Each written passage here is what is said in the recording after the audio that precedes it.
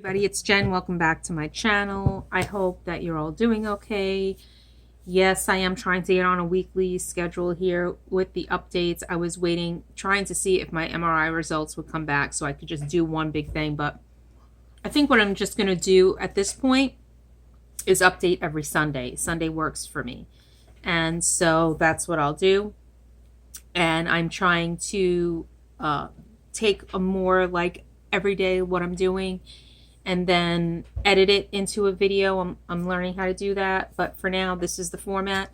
So thank you everyone for being invested in my healing journey and for sharing your thoughts and your own healing journey and what's going on with you. And it's been very comforting to hear that other people are having similar symptoms and just to hear your thoughts. And thank you for all the well wishes and for the prayers and the support. I really appreciate that. So to get started, my last update was 2 weeks ago.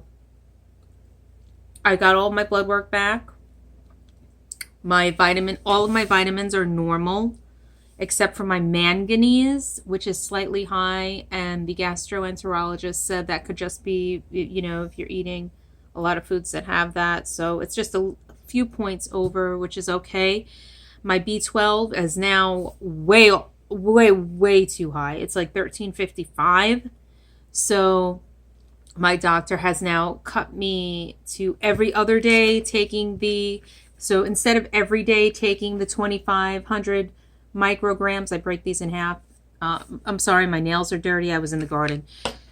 So it's every other day I'm taking 2,500 micrograms of the B12 sublingual instead of every day. My D is at a normal level, kinda. It's at 60 or 61, but my doctor still wants me to take the D. The main issues in my symptoms that I'm having right now are the extreme bloating. It's very extreme. It looks like I'm pregnant, and at times it comes out of nowhere. At first I thought maybe it has to do with the endometriosis in my period, but it happens on days that I don't have my period or I'm not in like a PMS week. So that's weird. And so I went to the gynecologist. I had my annual, or it's every 3 years now that I'm older, but I was due for it. I had my exam. I had my cervical cancer screening, my pap smear. And because there was something on a CAT scan in 2019 on my ovaries, she wanted to do sonogram, which she did. They found some pockets of fluid in my pelvic area, which is not normal. So she sent me for an MRI of the pelvic area, and so with and without contrast. So I had that done. I'm still waiting on the results. The bloating is very bad. If you go to my Instagram, I have a picture on there of like what it's like. I do more daily kind of, or every so often I do a lot more updates on Instagram. So if you want to see more of a daily or every other day or more than weekly update, I do shorter updates on there. You can check me out at Wildflower Hippies over on Instagram. My symptoms, I'm still tired. The bloating is really bad. I still having some weird digestive stuff. I was supposed to have an endoscopy today, and I canceled it. I want to see I wasn't comfortable with doing it in the first place. As I said in my last video, I advocated for myself to take less invasive testing for things that they may be looking for during the endoscopy. And so my H. pylori came back negative. My celiac panel came back. I don't have it. It's not detected. And like I said in a previous video, I do not have the antibodies to the intrinsic factor. So that was normal. And so when I spoke to the gastroenterologist about whether or not I really needed the endoscopy, they said, well, we really want to do biopsy in the beginning of the small intestine. There are other things that could be, sometimes the tests for H. pylori and the other tests come back negative, but they're really positive. And so, but I'm just not comfortable with that at this point. I'm not comfortable with getting that procedure. The MRI really knocked me out.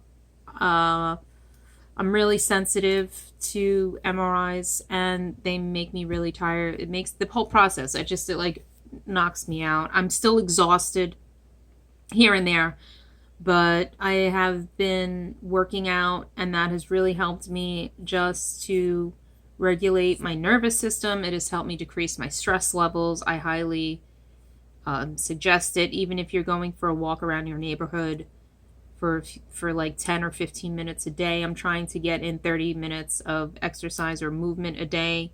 It helps to switch your nervous system out from the fight or flight to rest and relax.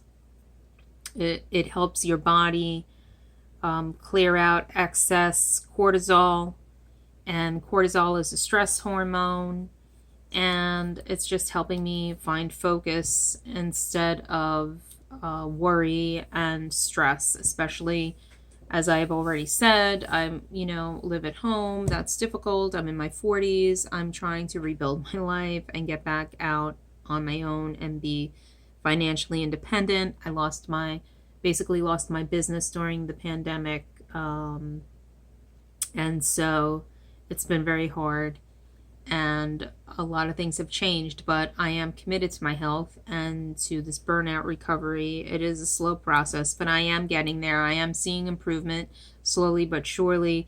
The only thing that is concerning to me at this point is the extreme bloating.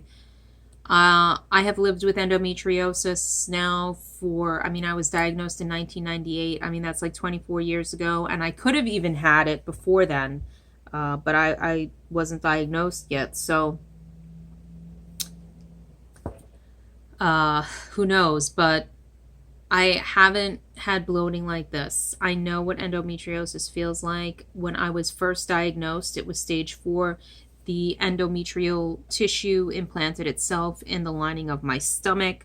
I had to have surgery. It was basically everywhere. And so it was in my pelvic area. It had attached, it was on my ovaries. I had to have a flush done. It was in my cervix. So I know what that feels like. And what I'm feeling now, the cramping in my stomach, the extreme bloating, not being able to eat as much, I'm getting full quicker, like right away. The pain is not normal for me, and it doesn't feel like endometriosis. And in all of these years, I've never had severe bloating like that, where if you, like I said, if you go on Instagram, there's a photo. It looks like I'm pregnant. And so that's the concern right now. The fatigue also, but it's getting better. I'm finding that the more I am consistent with my exercise, the better that is. So, and now that my vitamins are hopefully regulating themselves, I still don't know what caused the B12 deficiency. That's still in the air. Hopefully I'll have more information when I get the MRI results, and that will be a relief. It's hard to go through all this time without knowing, without having some kind of diagnosis. Even if it's something that's awful, I'd rather have that than be in limbo and not understand or not know what's causing these deficiencies, why my body's not holding on to vitamins. Even my vitamin D, since the last time I was tested in July, only went up a few points. And I've been taking like 3,600 IUs every day. So that's weird. But, maybe my body is just changing. Like I said, I really do believe that stress depletes your vitamin levels. And that's why I'm just committed to sharing my journey and also getting better at my self-care and hopefully inspiring others to do the same, because For me, I know as a healthcare professional for so many years, I have taught people about self-care. I have explained what self-care is, and it's more than a spa treatment. And I've said that, I've been preaching that for a very long time. It's taking care of your mental health. It's providing yourself with a safe environment. It's exercising. It's giving yourself good nutritional fuel. It's doing things that bring you joy. It's having healthy boundaries. It's taking care of yourself emotionally. It's working through your trauma and stress. It's finding ways to decompress. It's a whole lot of things. It's basically, self-care is a commitment to creating a life that you feel comfortable living, that a life that you enjoy living, a life that you're not. Self-care is about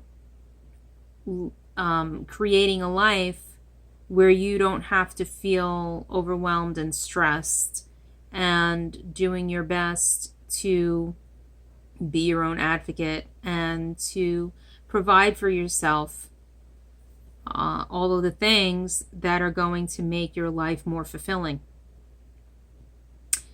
And so, and showing up, a part of that also is showing up, for yourself, but also being committed to working on your own things, your own stuff, or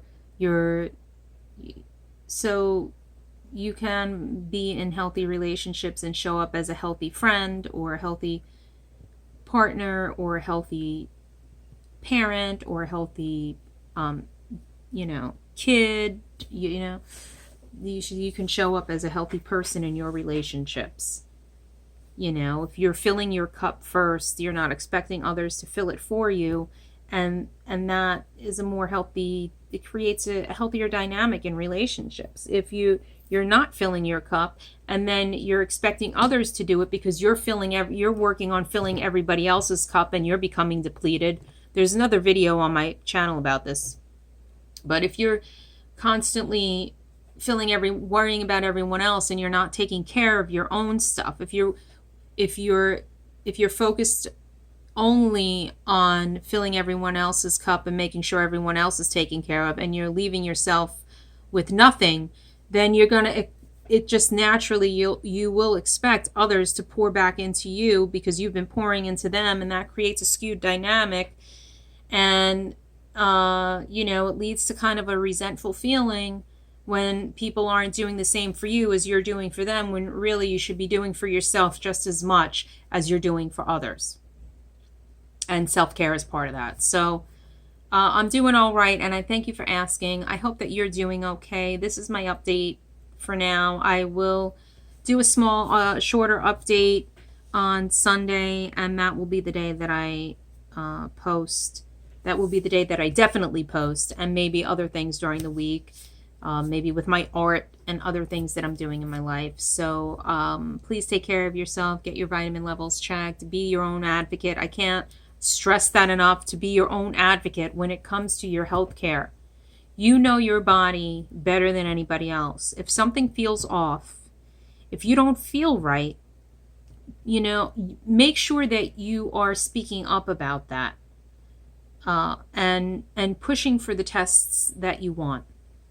Okay? Like I said, please take care of yourself. Enjoy the rest of your week. I'm sending you a lot of love, and thank you again for all of the well wishes. Take care now. Bye-bye.